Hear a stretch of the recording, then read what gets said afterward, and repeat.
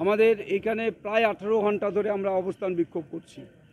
গতকাল আইসির সঙ্গে দেখা করতে এসেছিলাম, তিনি দেখাও করেননি, ফোনে কথা বলতে গিয়ে ফোন কেটে দিয়েছেন।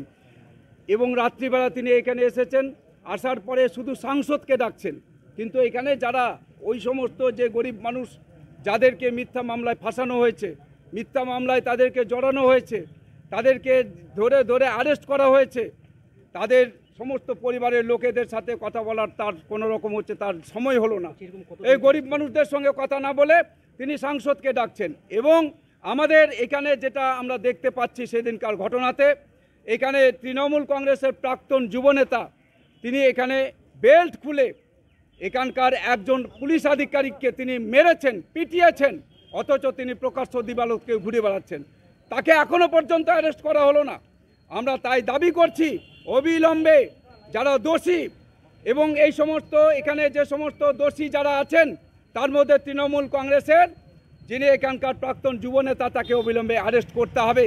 এবং যারা নির্দোষ ব্যক্তি যাদেরকে মিথ্যা মামলায় ফাঁসানো হয়েছে তাদের অবিলম্বে তাদের এখানে ছাড় দেওয়ার ব্যবস্থা করতে হবে, মিথ্যা মামলা প্রত্যাহার করতে হবে, জামিনের ব্যবস্থা করতে হবে। কতজনকে অ্যারেস্ট করেছে এখনো পর্যন্ত? আমাদের এখানে অ্যারেস্ট হয়েছে প্রায় 4 জন গরিব মানুষ তারা এখানে অ্যারেস্ট হয়েছেন।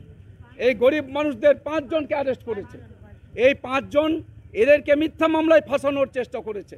আমরা সেই জন্যে মিথ্যা মামলাকে প্রত্যাহার করার দাবি আমরা জানাচ্ছি এবং অবিলম্বে এখানকার তৃণমূল কংগ্রেসের যে দলদাস আইসি তাকে অপসারণের দাবি করছি। এখানকার আইসিকে অবিলম্বে অপসারণ করতে হবে। বলছি, এই ঘটনায় তো একটা বিজেপি গোষ্ঠী কন্দল দেখা দিয়েছিল, সেখানে সুমিত সরকার বলে এক বিজেপি কর্মী জড়িত, তার কি ব্যবস্থা নিয়েছে?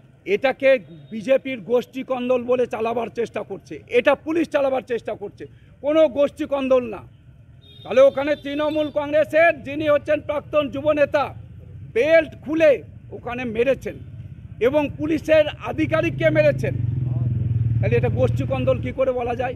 তাহলে তার মানে যে এখানে তৃণমূল কংগ্রেস এই ঘটনাগুলোর পেছনে তৃণমূল কংগ্রেসের প্রাক্তন যুবনেতার তার চক্রান্ত আছে এবং এটাকে জড়িয়ে দেওয়ার চেষ্টা করছে। এটা গোষ্ঠী কন্দল, কোনো গোষ্ঠী কন্দল নয়।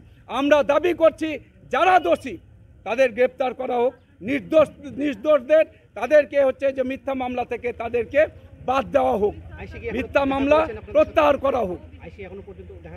আইসি এখানে আসলেন না, উনি দেখাও করলেন না, লোক পাঠিয়ে এখানে বলছেন আপনি চলুন, আমি যাব। আর বাকি যে সমস্ত ওই গরিব মানুষগুলো যারা মিথ্যা মামলায় যে গরিব মানুষ যাদেরকে ফাঁসানো হয়েছে তার পরিবারের সমস্ত মহিলারা তারা ছিলেন, তাদের সঙ্গে দেখা করবেন না।